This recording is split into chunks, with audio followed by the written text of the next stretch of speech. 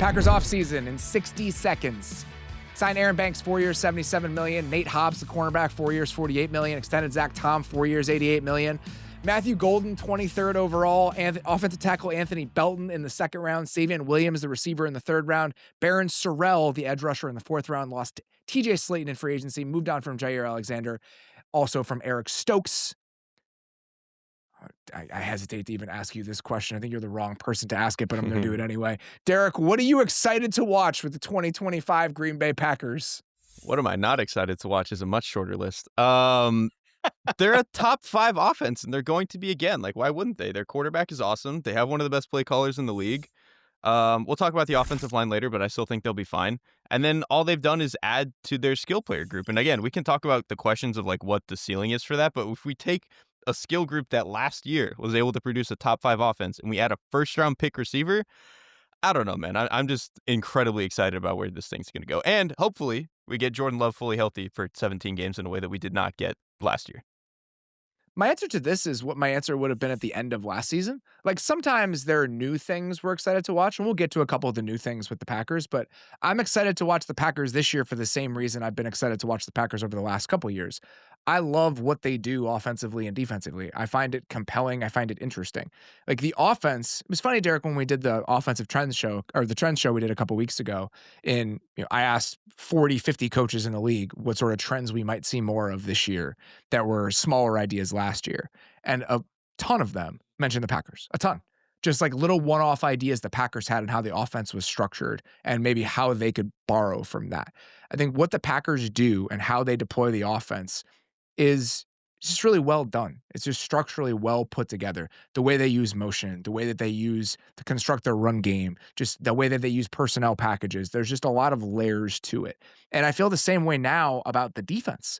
And you look at what they did defensively last year, and when talking to people there in Green Bay, again, it was one of my later stops. I went there a couple weeks ago. All the stuff they did last season, all of the cloud coverage that they played, all of the simulated pressures that they were using, that was not stuff they even like put in during training camp. Like, they had to come to that place because they were accounting for the pass rush just never really coming together in the way they hoped it would. And by the end of the season, this was a top 10 defense by a ton of different metrics. I mean, even scoring defense, they gave up the 6th fewest points in the league. If you want to go to a very simple level, they were a top 10 defense by DVOA. I just think even the ways that they teach the defense and just some of the elements of it where they're doing all these different things reminds me a little bit of like what Mike McDonald does, where you're doing all these pressures from different sorts of looks, where in a way you're kind of formationing the offense in the way that offenses would typically formation you. And even in discussing it with people up there, the way that they kind of teach the defense, like the play calls on their defense are extremely long because they teach the individual component parts in chunks the same way you would tag certain things for offensive players. And so that element of this, where on offense and defense, I just think that the ideas being expressed consistently are getting the most out of these players. That's what I like watching about the Green Bay Packers. But I think it's also very telling that that's our answer to this, and no individual players or position groups or talent-based things as it comes to the Packers. Yeah, it does scare me a little bit. Like, it is funny that, like, I really do love the fact that I've never watched this team and felt like, man, they didn't have an answer. Like, whether it's in a single game or it's like they get figured out for a couple of weeks and then 3 weeks later, Matt LaFleur has something new, or quarterback goes down and they come up with some crazy game plan. I've never felt, and then even, again, that extends to the defense last year. They changed things up. Even towards the second half of the season, they were doing some different stuff. Like, they are just a coaching staff that is so well thought out. And they're really, other than the quarterback, are not that many players where I'm like, this guy really gets me. And like, the other guys I want to get excited about are like, I love Tucker Kraft, but like, it's not in the same way that I love like Brock Bowers, where he is just a truly like passing game shifting player. So like, even their best players like reside in this weird spot where they're not quite as explosive or as exciting as other teams. They're football nerd curiosities. Like, they have 100 of those guys and then no superstars. And we'll talk about that in a little bit. Let's talk about the swing points with the 2025 Green Bay Packers. Dave, why don't you kick us off here? Where could the Packers season pivot this year? Along those same lines, stop me if you've heard this before. I just want to see if a pass rusher finally ascends for Green Bay. And we'll talk plenty about receiver as well. I think that applies here too. But as long as we're talking about the defense, I just want to see if somebody can step up and be that guy that he's supposed to be. The obvious name is Lucas Van Ness. Heading into year 3, there's a lot of reasons why you want him to do it, but I don't really care. Like at this point, I feel pretty comfortable in the idea of who Rashawn Gary's going to be, unless he makes later in his career jump that just hasn't happened to that superstar degree quite yet. It could be Van Ness. It could be Kingsley Enagbari. If Edgerrin Cooper wants to do even more as a pass rusher, it really doesn't matter to me who it is, but I think their front needs another badass and preferably a superstar caliber player. I don't know how realistic that is, but at the very least, you need a 1B to what Rashawn Gary offers you. This is not going to make you feel any better, Dave, but I do think probably their best candidate for like a front superstar is Edgerrin Cooper at linebacker, right? Like, Yeah, I wouldn't be Yeah. surprised, honestly. because like again, some of the edge rushers is like maybe Van Ness takes a step, maybe Gary can get back to what he was a couple of years ago, and that was close-ish to superstar level. But other than that, you're kind of asking for a lot of the pass rush. It's probably going to again be a better than the sum of their parts via the scheme type of team. But Edgerrin Cooper, man, he's still Cooper still has a long way to go in terms of fully making sure he's triggering the right way all the time. I think in coverage he can still be really herky jerky, but like movement skills wise, they just don't make a whole lot of linebackers like that. And I am really excited for him in year 2 of what this defense could be. I will throw another name out there that I think is Mhm. somebody that to me still has a little bit of untapped potential. Year 1 in the system last year. I'll be curious if Devonte Wyatt can take like a Mm. step forward this year. I think that's one more guy where I don't think the gaps are totally filled in yet. Like I'm kind of with you with Rashawn Gary, David. I felt like we kind of wanted him to be something that he hasn't been over the last couple of years after getting that contract. He's never really been the player he was before injury when we saw him just look kind of borderline dominant in stretches before that happened. I do think that with Wyatt and Van Ness, maybe I'm just trying to build in a little bit of development from young, highly drafted players that might not come, but I do think it might be there. And I will say that I think along with being able to add Edger and Cooper to the mix and them being creative in how they're trying to get after the quarterback, and you look at the numbers, last year, only 2 teams in the NFL had a bigger difference in their pressure rate when bringing 5 and bringing 4 than the Packers did. They had to blitz in order to make something happen, and when they did, they were actually pretty good at generating pressure. So I do think they'll lean into those things again this year. But I think the other part of this in trying to make a case for why this group can be collectively more than the sum of its parts, they changed over defensive line coaches this year. And I think DeMarcus Covington, who they brought in from the Patriots, Derek, we saw the Patriots build really, really good defenses without elite edge rushing talent consistently, in part because of how the pass rush plan cohesively was built. You're rushing together, games, stunts, all of that, little tendencies, building that menu. I think that's been a focus for them this offseason, knowing they may not have that ace guy walking through the door. And I think collectively, there might be enough B level talent here if that comes together and Cooper can kind of be that thing that supercharges it for this to not actively be a problem for this team over the course of the season. I'm really looking forward to that change. That's one of the more smaller coaching changes that I think could go a long way because it's not just that the pass rush plans in New England were always really well thought out. It's that like the fundamentals of what they were doing was always really, really good. And for Yeah. a while, of course, like Bill Belichick has a huge hand in that, but like their linebackers, the way that they would take on blocks, the way that their edge defenders would take on, set the edge, the way that their defensive tackles would throw a knee down and like take on double teams. Like it was just always checking the right boxes, even if they weren't the most physically dominant guys. If you can add a little bit of that to a Packers defensive line that obviously has a ton of talent, like a ton of first round picks, a ton of guys they've even spent like second and third round picks on. Like the talent is there. If they can squeeze out 15% more of that from those guys, you go from like pretty good curiosity thing to like an okay, this can actually help you out type of unit. And maybe, again, maybe I'm telling myself a story here about the fact that that's still on the table. I still believe that's still on the table. I don't think this pass rush specifically, even with the same players, is just locked in terms of the quality that we're going to see from that group this year. I don't disagree with you, Robert. I just hope something happens to change what we're talking about next preseason? Because I don't know how many years I got left in me Oh, of you saying just wait. this. You just wait. We're gonna get here in a second when we're talking about what's keeping me up at night. That's coming here in a moment. Okay. My swing point for the Packers, kind of similar. This idea of like, all right, like, are we gonna have the same conversation over again? I really want to know what Jordan Love is like, really. Like, what is he really? What do Because you think he is right now? I think he is a quarterback with unbelievable flashes that is not consistent enough over the course of a 17-game season. I know the injuries, I'm aware of that. But I think internally, there are frustrations about the offense being great in stretches and not being able to sustain it. And I think the quarterback is often an expression of that problem. I don't think the problem resides with him, but I think that's the issue with the offense, and he has the same sorts of issues. This team can be explosive. They can push the ball down the field. He is capable of truly high level moments. But when you look at it down in and down out, the statistical consistency and I think the decision making consistency that they get that leads to some of that volatility, if we can smooth out some of the edges with this guy, what can he be? What by the time we get to the end of the year, are we talking about him as the 6th or 7th best quarterback in the league? Or are we talking about him as the 12th or 13th best quarterback in the league? And I think why that really, really matters is because when you built the rest of the team with a lot of good but not great players, you can survive with that if you're the Buffalo Bills because you have Josh Allen. Is he closer to Josh Allen or is he closer to Geno Smith, right? Like, Mm. where does Jordan Love fall on that spectrum? I think becomes incredibly important given the rest of the construction with this team. And you look at it last year, and I do think that this stuff can kind of come back to earth a little bit. This team was 28th in total EPA on third down last year. They were 28th in third down success rate.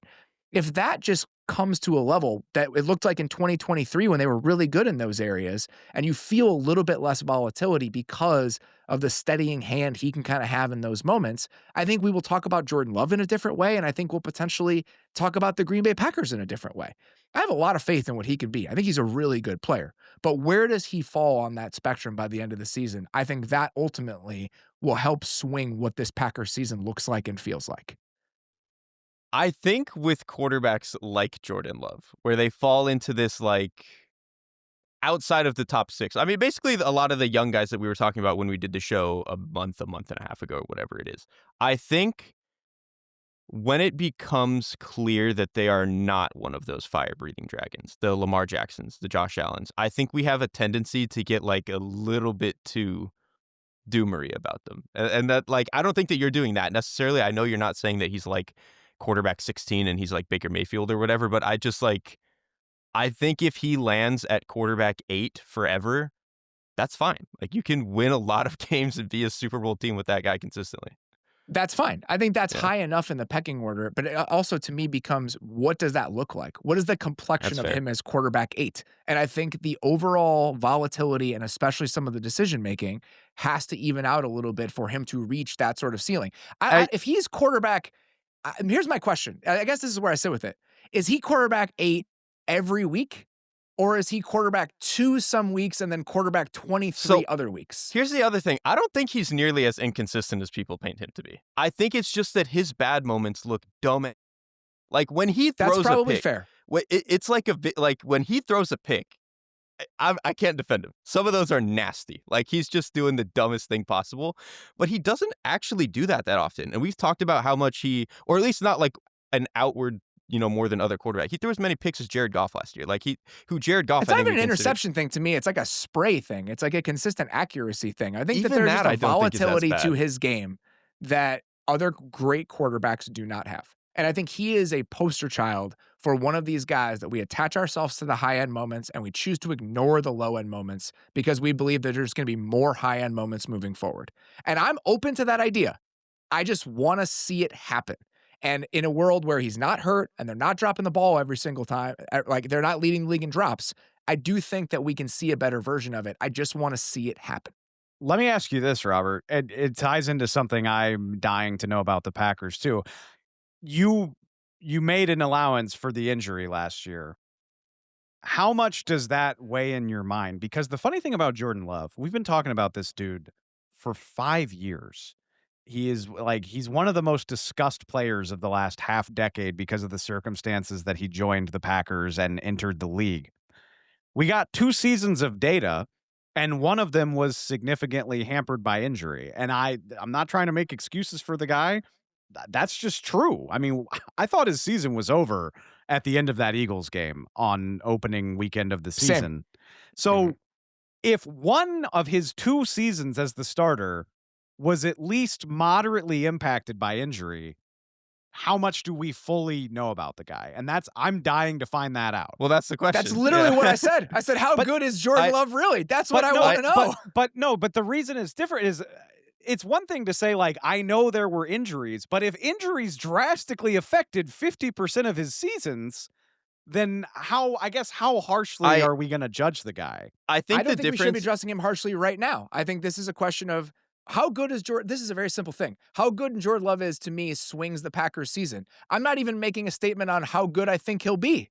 Yeah, I think the difference here is at least for me, like, 2 things. One, I think, and Robert, you can tell me if I'm wrong. You like what Jordan Love has done and can be. I like full-throatedly believe in everything that he's done. Like, I think he's a really, really good player. And then I think the lows are just, like, not as bad. Like, I really just they don't scare me that much. I believe in what Jordan Love can be. I'm just not exactly sure what it is right now. That's Yeah, where I sit with it. that's fair. All right. What is keeping you up at night, Derek, about the 2025 Green Bay Packers? Probably the offensive line. And I know I joked earlier this offseason that I was just going to drop it and be fine with it, however it shakes out. But we're here with division previews, and this is the last time we're going to talk about it. And I'm a little concerned that they don't have a clear starting 5 at this point. Like Jordan Morgan, I don't know if he's going to even end up in the lineup. He's been kind of competing at the left tackle spot. He was playing left guard for Aaron Banks in the last preseason game. Like, it's just, I don't know what they want to do with him. They obviously have Elton Jenkins moving to center. It's just, I think they'll be at minimum like an average offensive line. But I think if this unit wants to be like the fire-breathing dragon, kick ass in the playoffs type of team, they probably need to be like the 6th or 7th best offensive line in the football, which I think is possible. But it makes me scared to proclaim that when they don't have a clear starting 5. I think this question of, is it going to be pretty good or is it going to be more than that? That's what's keeping me up at night about the Packers on like a large scale level. Yeah. I'm what's keeping me up at night is we're going to get to the end of this season and we're still going to think this team just doesn't have enough star players. Yeah. They're going to be really good. They're going to pick on the bad teams all year, and then they're going to go 0-6 against the Vikings, the Lions, and the Eagles, which they did last year. That's my concern. If you look at since 2021, the top 50 picks for the Packers from 2021 through 2024, I'm going to read the list of names off to you. Jordan Morgan, Edgerrin Cooper, Lucas Van Ness, Luke Musgrave, Jaden Reed, Quay Walker, Devontae Wyatt, Christian Watson, Eric Stokes, Josh Myers. Those are the top 50 picks for the Packers. Since the 2021 draft, the Packers players have made 0 collective Pro Bowls that they drafted. That seems Pro like Bowls are silly. Yeah, okay? it seems Zach like an Tom error. is a very good player, right? Still not good to have 0, though. But it's still not good to have 0. And especially Zach Tom as a legacy franchise that that's a gets good more point. attention than other franchises. The Lions over that stretch have 11. Oh my God. 11 Pro Bowl seasons from the players that they have drafted between 2021 and 2024. And I think there are a lot of good players in the Packers. I wonder how many great players there are in the Packers. And I wonder if that overall ratio dooms you to being a team that is exciting and fun and interesting and can beat the shit out of teams that are worse than you. And when you get into those moments where you need those field tilting players in the playoffs, do you have them? And this is a consistent conversation we've had about the Packers for a while, but that is my answer to what is keeping me up at night, is that we are going to get to the end of the year and we're having the same conversation that we've been having over the last couple of years. Robert's birthday has him feeling he's the existential one today, I think. That's right. That's right. As I turn the corner toward 40, I get a little bit worried about this. Dave, what is keeping you up at night about the Green Bay Packers? I'm just concerned what happens if the takeaways don't come this year. Obviously, this is a great one. They were top 5 in the league in takeaways last year. They had north of 30. They were plus 12 in turnover margin. And the scary thing about that, and we talked about this with the Bills in the AFC East preview, the Bills just do it with a collection of plays, right? Like, they just got guys getting hands on footballs. The Packers got 25% of their takeaway production from Xavier McKinney. He had 8 picks, which that's awesome. That's really cool, Xavier McKinney. But I went back and looked. I was just curious. Ironically, Xavier McKinney and Kirby Joseph both had 8+ interceptions last year. Before that, the last 3 times that a safety in the NFL had that many picks in a season, Kevin Byard did it for Tennessee in 17. Reggie Nelson did it for Cincinnati in 2015. And then all the way back in 2012, Stevie Brown did it for the Giants. That's it, at least until you get back to prime Ed Reed, who did it every other freaking year because he was Ed Reed. It's not a thing you can hang your hat on. Even if Xavier McKinney is an amazing player, 8 interception seasons don't come around very often. Jair Alexander was second on the team with 2, by the way, and he's obviously in Baltimore now. So I'm worried that this is not a sustainable model for success. And if they don't have 31 takeaways, if somebody doesn't step up and have 6 to 8 interceptions, what does this defense look like? Because I think that was a very big feather in their cap last year. There's no doubt about that. If you look at some of the numbers, I was actually kind of shocked by this. They were actually bottom 10 in passing success rate overall last season. They were much better in the second half of the year as they kind of figure out who they wanted to be. But down to down, there were just quality issues overall. They did subsist on those turnovers. And I think that they subsisted on that and just smoke and mirrors on defense. And whether or not they can get by with that same formula again this year, I think is a worthwhile question. I will say I'm a little bit less worried, Derek, about the quality of players in the secondary than I think other people are. Like, I think some people are looking at the corners on this team and being really worried about it. I think Nate Hobson, one outside corner, a combination of Keyshawn Nixon and Carrington Valentine at the other one, with Javon Bullard in the slot, Evan Williams, and Xavier McKinney on the back end. I'm actually okay with that from a personnel perspective. I don't think that's keeping me up at night. But overall, down to down, they did need turnovers to be the pass defense that they wanted to be last year. The secondary worries me a little bit in the sense of like I don't know what the ceiling is when those are your outside corners. Like you don't really have a guy where I'm like, yeah, he's going to lock down every single game, and that worries me a little bit. But another consideration, even though they did get lucky with the turnovers last year, but this secondary was also like mega banged up last year. Especially like Evan Williams missed a lot of the season. He was like quietly really good when he was playing, and so I'm excited to see what he's going to look like going into year 2 of the defense. So like if they can be a little bit healthier on that end, and Nate Hobbs can give them a little bit of attitude in a way that they've been missing whenever Jair Alexander is not on the field, I do think that could go a decent way for them. Let's get to what we're watching over the first month of the season with the Green Bay Packers. Dave, what do you got? I'm curious to see if Matthew Golden is going to be a regular rookie, like a rookie receiver, or a dude with a capital D. And I think that's one of the single biggest things that could influence this season. And look, if he gets out to a slow start, if it's not an amazing September, that's not a huge deal, especially with all the other weapons the Packers have in their offense. Xavier Worthy last year had a very forgettable start to the season. Like, he couldn't get on the same page with Mahomes. They had plenty of snafus looking deep down the field. He developed into a very good player for them on a Super Bowl run. So September's not going to write the book on his rookie season, but what if he goes out there and is just a dude from the word go? I mean, you can look back over the last few years and see receivers that just get it. I mean, Malik Neighbors, I don't even want to compare him to Malik Neighbors, but even Zay Flowers had 250 receiving yards in the first month of his career. Drake London, 230. CeeDee Lamb had 20 catches for 300 yards and 2 touchdowns in the first month of his career. A lot of guys hit the ground running, and it makes a huge difference. And obviously, with how much we talk about the Packers pass catchers, if he is a guy from the very beginning, it could change my entire opinion on Green Bay. I feel like wide receiver more than most for rookies is one of those ones where by the end of September you can just check the box. Like you're just Yeah, like you know. you just know if he's that kind of guy. And some guys can develop later on into something solid, but the guys who are like Pro Bowl-ish level, it's usually like, all right, bang, they're good. Yeah, I think that what he is important for just the overall hierarchy of their pass catching group as a whole. I mean, you look at the numbers last year, this team really, really struggled against man coverage. It was something that teams were able to pick on them with. We go back to the Vikings. The Vikings had this one-off game plan against the Packers where they played all this man coverage because the Packers were so bad against teams playing man against them last year. And Matthew Golden being able to come in and just be one reliable option if you put him in those situations. I think that's the goal here. And if you look at just what they need, right, going from a group that we have a lot of unique skill sets that combine make us into a dangerous offense to what do we look like in high leverage moments? It's how many guys, I think this is the way they're looking at it, how many guys emerge that we know we can count on in those high leverage moments. In their minds, I think Matthew Golden is already one of those guys.